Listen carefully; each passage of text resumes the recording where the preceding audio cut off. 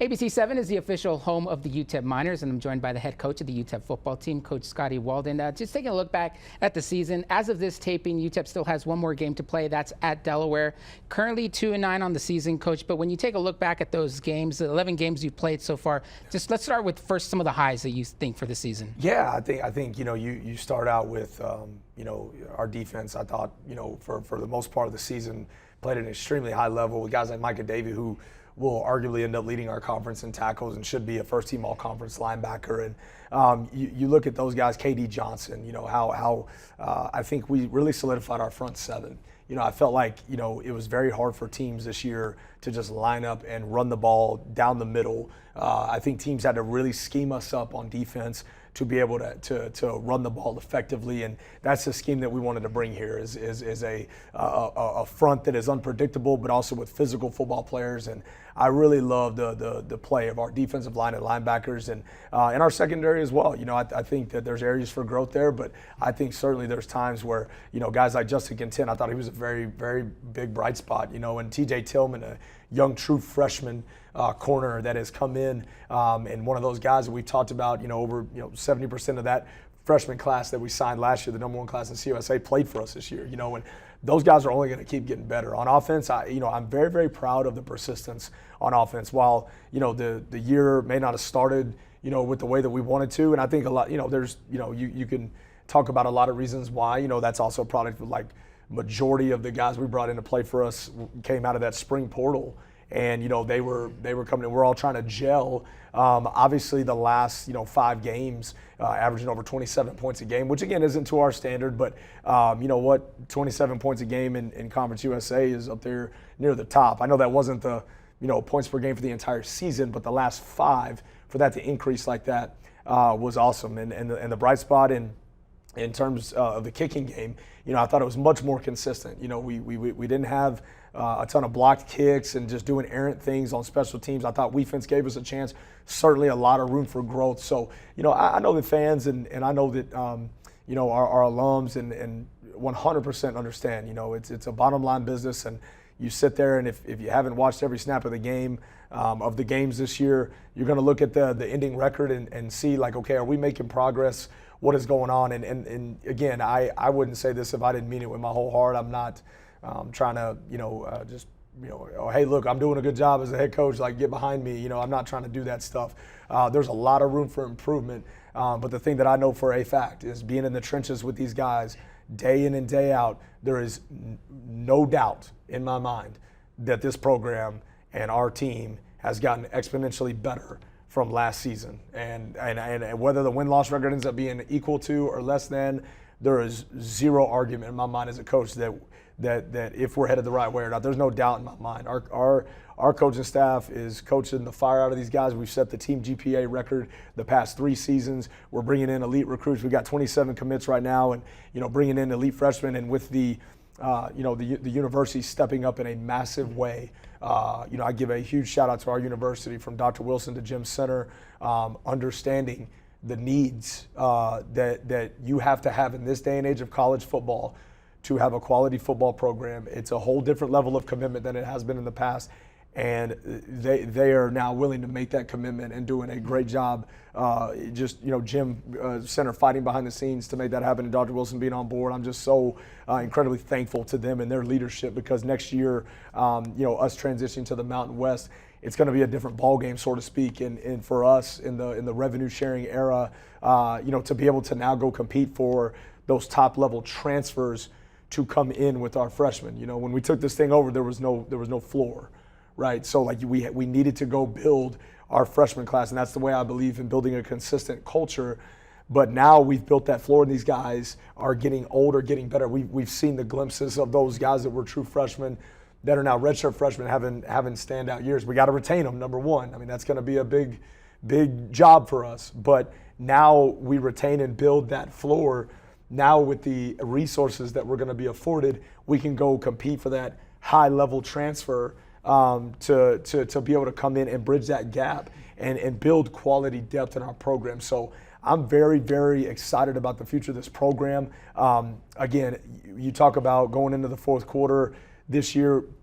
One of my main off-season focuses will be to instill confidence in our guys and find tangible ways to get us to finish games, because you look at top two teams in this league, Kennesaw and Jacksonville State. Kennesaw, we come back and take the lead, in the second half.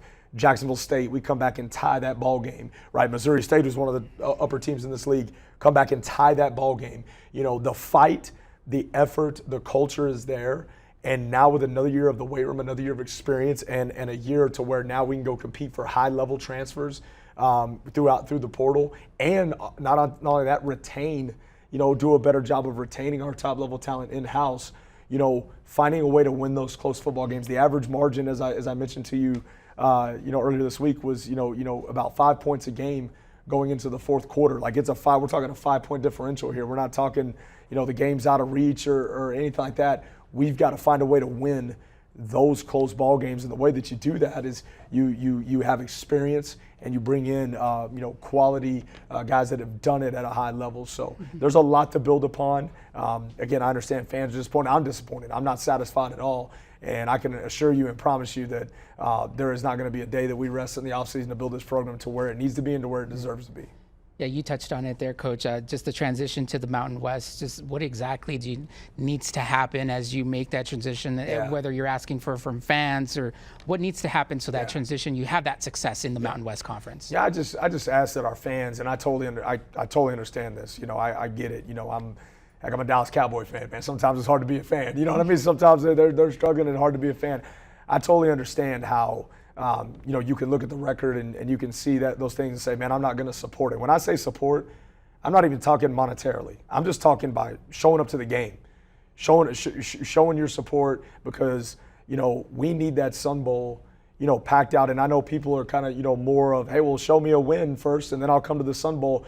Man, I need you to walk by faith and not by sight a little bit, just to be real. Because if you truly sat down and watched this football team this past season, yes, the record is what it is, but if you watch snap to snap, game to game, there is no way that you can tell me that this team isn't headed the right direction, fighting their tails off for the orange and blue, fighting to make plays, fighting to win games, and coaches ain't coaching their tails off trying to fight and win the games and build this program to where it needs to be.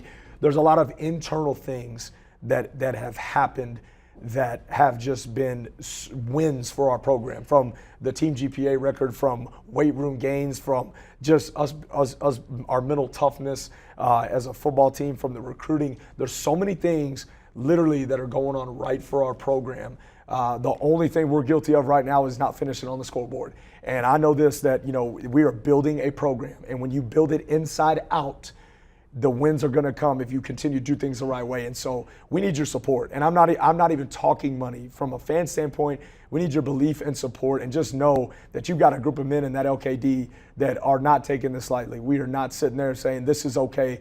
As long as I'm here, there will never be a acceptance of mediocrity or an acceptance of losing. We will not accept that. We will acknowledge what we've done well, and we will identify what we have struggled with and what we have not done well. And that'll start with me, evaluating myself, how I need to be better. That'll be evaluating the coaching staff, how we need to be better, evaluating our talent on the roster. Because my job, one of my number one jobs, especially in this day and age of college football, is to manage this roster, to put the right people on our team in order for us to go win football games for this university and for this city. And I'm not going to rest until we do that. And so we need to, again, I want to get back. I want to slow down, take a deep breath, decompress, and look at it all, and then make the proper adjustments in order to go chase the Mountain West next year. Again, it's not going to be the Mountain West, we all know, is going to be a great league, all that stuff. But at the end of the day, it's going to be about us and the changes that we make, the adaptations that we make, and our attitude as we go into this offseason. But I can promise you're going to get a hungry football team and a hungry football program as we head into this offseason.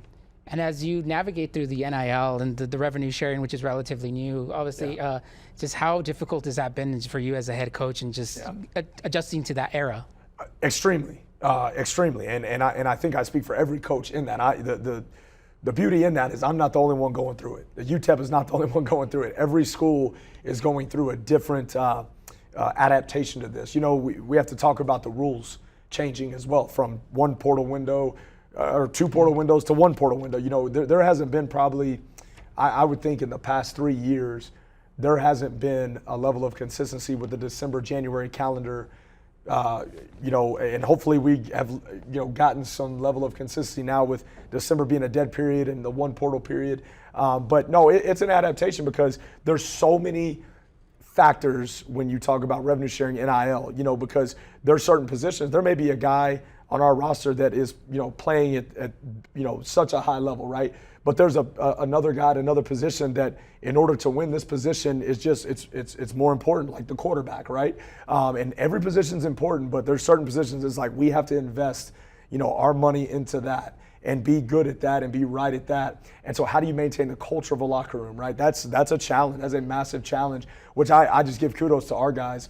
They have done a fantastic job. But I think the main difference, Adrian, as you asked that question, that is going to be different for us this year, as I mentioned, and I'm so thankful to our leadership on campus and in the athletic department to be able to, give us the resources that we need to get on the right track in order to have a budget. The past 2 years, yes, we've had phenomenal donor support, but at times you don't know, okay, when that money's coming in. It's like you're recruiting, but you don't know your budget. That allows you to recruit a little aimless. Whenever you have a budget, you're able to actually, budget that out and to be able to, be intentional with what you're doing roster-wise. So I think that's going to be very, very important as we move forward. But certainly thankful to the university support and our donor support. We couldn't do it without them. Well, my thanks to Coach Walden. Thank you very much, Coach Walden, for taking the time this season. And I'm sure we'll see signing day coming up. Yeah, I appreciate you. Thanks for all you do, man. Thank you, guys. Picks up. Appreciate you guys. Picks up. Back to you.